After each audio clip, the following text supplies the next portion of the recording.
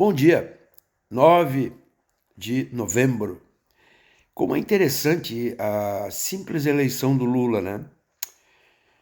A gente olha os jornais, ouve as rádios e tu sente que existe uma discussão diferente no país. Discute-se política, discute-se alternativas, discute-se os mecanismos que o país vai precisar criar para se recompor, para lidar com as demandas sociais. É simplesmente a mudança da lógica do cercadinho. Notem a capacidade que Bolsonaro tinha como método, como estruturação política desejada. Bolsonaro tinha a capacidade de pautar a mídia profissional. Todos os dias nos deparávamos com uma pauta bizarra. Todos os dias. E as manchetes cumpriam rigorosamente a pauta definida por Bolsonaro. A simples modificação, a simples eleição já traz uma sensação diferente de que mesmo com as discordâncias, mesmo com as divergências, mesmo com as incertezas sobre o futuro, discute-se o Brasil e não aquelas bizarrices horrendas que Bolsonaro conseguia determinar a partir do seu cercadinho e dos seus fanáticos. 9 de novembro, e Bolsonaro, entre o dia da eleição e hoje, foi 2 vezes ao Palácio do Planalto. O PL vem e anuncia que será oposição, como se pudesse ser diferente. Isto é bom. O partido que perde a eleição, ele está colocado na oposição. Por quê? Porque a democracia é assim. O que não é democrático é o presidente do PL, dando entrevista, relativizar o resultado eleitoral, como fez ontem o Valdemar da Costa Neto. Quando ele anuncia que o PL vai dar um cargo para Bolsonaro, além de demonstrar que Bolsonaro não tem nada a fazer na vida a não ser ocupar cargos públicos, pago com dinheiro público, porque o PL, ao pagar Bolsonaro, pagará com fundo partidário. Quando o PL faz isso, ele simplesmente cria um problema, uma expectativa ruim, não por dar um cargo a Bolsonaro, mas por relativizar o resultado da eleição, dizendo que vai aguardar a manifestação do Exército sobre as tais auditorias, que vamos combinar, já era para estar na mão dos brasileiros desde o primeiro turno e até agora nada. O que preocupa é o apito do cachorro. Esse silêncio do Bolsonaro, para mim que acredito que não há nada feito sem ser pensado por eles, não por ele, Bolsonaro, que é um mentecapto, mas pelo grupo que o tem como fantoche, como o líder popular usado para dar o sinal para esta turba, esta súcia, acampada na frente dos quartéis, cantando o hino nacional para pneus, pedindo auxílio para as guaritas de quartel, loucas para lamberem o coturno. O apito do cachorro, ele poderá vir, acreditem.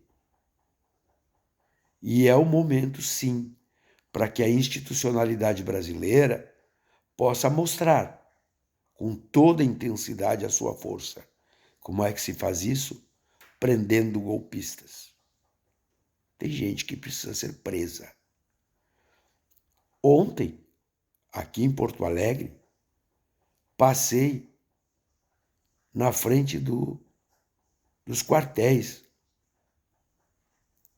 A turba que está colocada ali é uma turba muito interessante, pelo menos do ponto de vista da motorização. Os carros na volta é de gente que realmente não tem o que fazer, a não ser financiar este pequeno grupo de pessoas barulhentas, arruaceiros, que clamam por golpe de Estado, agindo contra a lei. A mídia, ela continua ainda tentando se recuperar, acredito, porque vendo as manchetes, a forma, eu vou dar um exemplo para vocês, a forma como a mídia trata é um negócio fantástico. A mídia demoniza a política. Quando se trata, por exemplo, de buscar recursos para pagamento do auxílio do Bolsa Família, porque o orçamento do Bolsonaro previu R$ 400 e tem que continuar com 600, a mídia não fala sobre a necessidade de investir na renda para esta população mais necessitada. A mídia fala em Lula vai aumentar os gastos. Ontem, o Fernando Haddad, reunido com professores tratando de educação, e os tais de mercados, dizendo Haddad será o ministro da Economia, e dele movimentos especulativos para ganhar dinheiro em cima de uma situação falsa. E a mídia repercute essas coisas. Tratar as coisas como elas são, independentemente de opinião política que sobre elas se tenha, é uma necessidade da mídia profissional. Mas a mídia profissional ainda segue contaminada pelo bolsonarismo. A mídia profissional não percebe o papel que teve de 2013 para cá na construção desse campo político de ultradireita, que se alberga num guarda-chuva aparente que se chama Jair Bolsonaro. A ultradireita brasileira não é Jair Bolsonaro. É mais do que isso. É gente escondida que financia esse tipo de arruaça antidemocrática que está pelo país.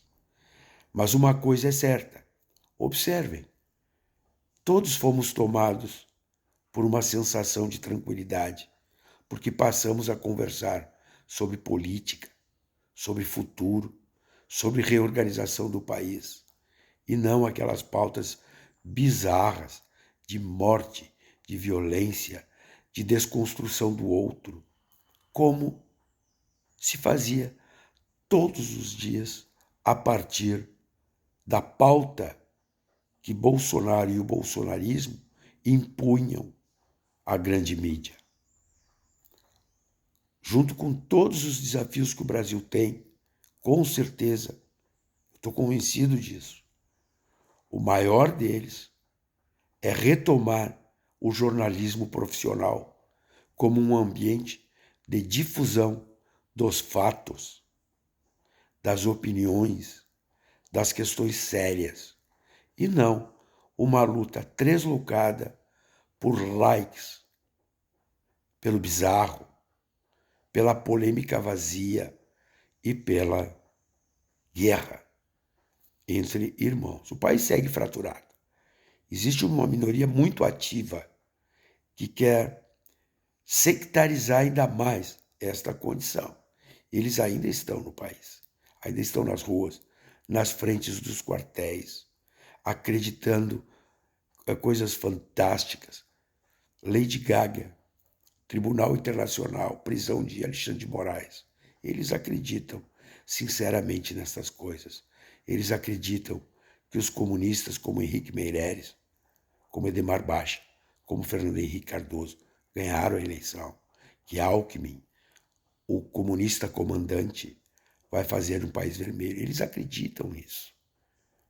Mas nós estamos mais tranquilos, mais em paz, e assim é que devemos seguir. Um abraço, até a próxima.